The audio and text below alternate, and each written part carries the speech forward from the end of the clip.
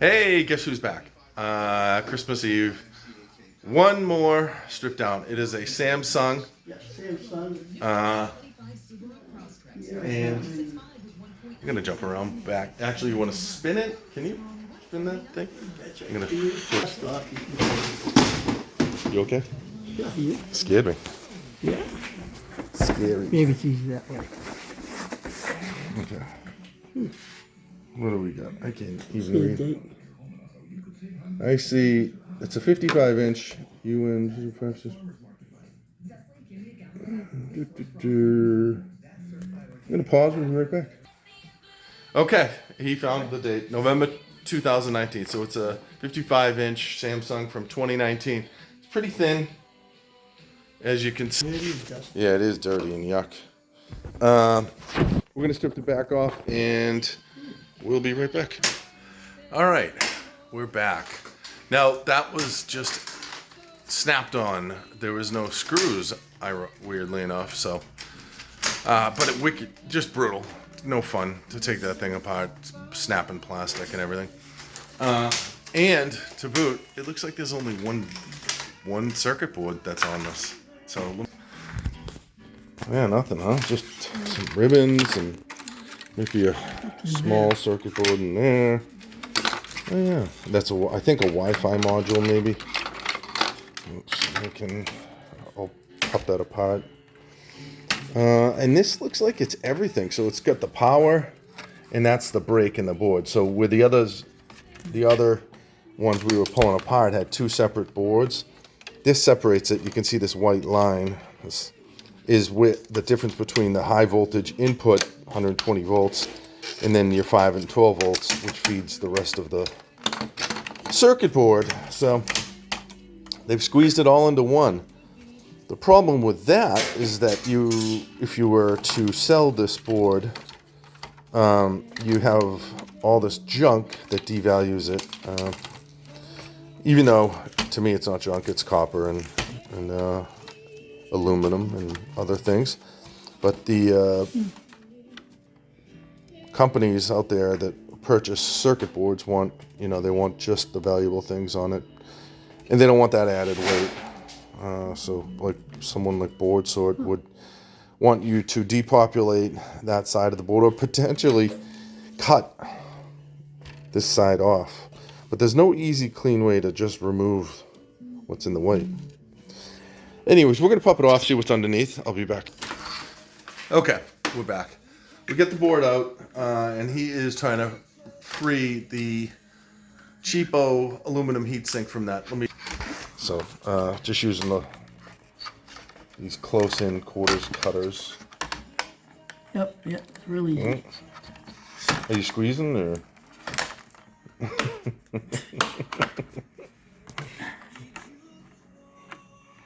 2 more to go.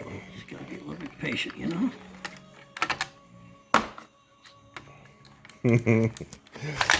But what we were discussing earlier is that, where these flat screens typically have 2 separate circuit boards, or sometimes 3. It looks like they've incorporated everything into one. You might need to push up just a wee bit more because the glue on the CPU is going to hold that down, I think. Yeah, there we go. There it is. So that's a nice piece of aluminum sheet. And that is a gold cornered BGA, which has gold. SDP. But like I said, that whole board is attached to this power side. That's that thick white outline on the circuit board. What's inside of that is your high voltage power, and that separates from the rest of the board. And when it has to communicate, you see these bridge diodes here, and bridge capacitors. That communicates with it isolates the high voltage area and enables communication with this area.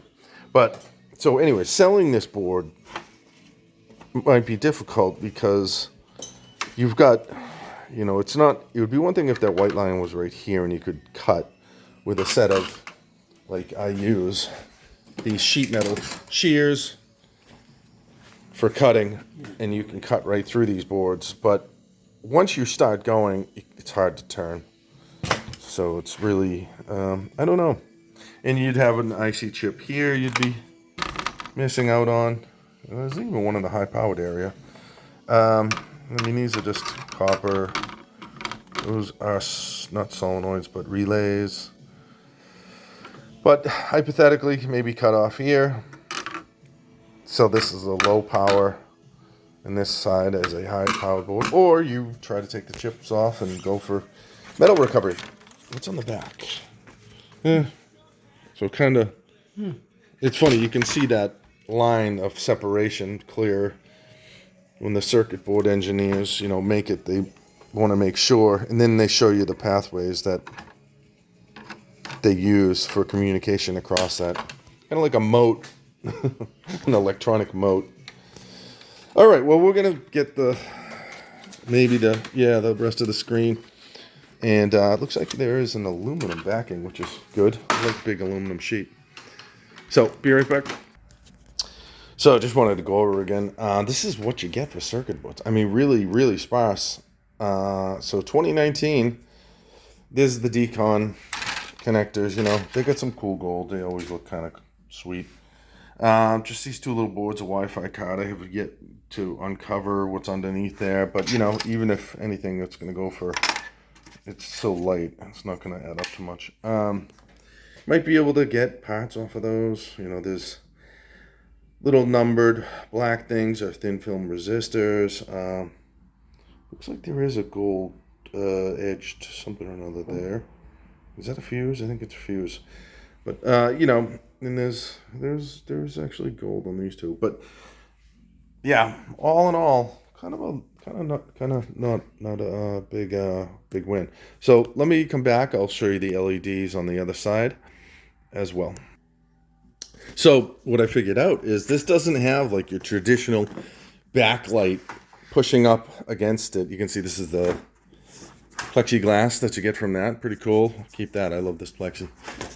Big, huge white piece of paper. I mean, you could use it if you had a big, huge project or you want to make a massive sign or a flag. It's about the size of a flag, right?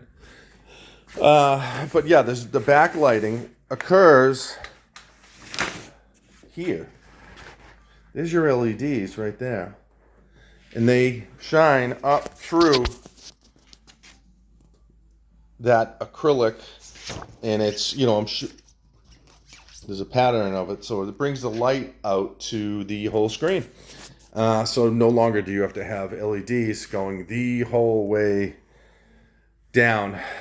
You just have one strip at the bottom. So, like I said, each one of those LEDs has cool bonding wires. And I will pull that out, and I'll recover this aluminum backing. Throw that in my plate aluminum, which is right there. So, hope you enjoyed the video. Oops. And that's going to be it for my Christmas Eve. Well, they got a few systems left. Ooh, I got a pin of Sonic Vieira, though, next coming up. So, like I said, thank you. Happy Merry Christmas, Happy Hanukkah, Kwanzaa, and everything else. And thanks for joining and hanging with Andy from Stripping for Gold.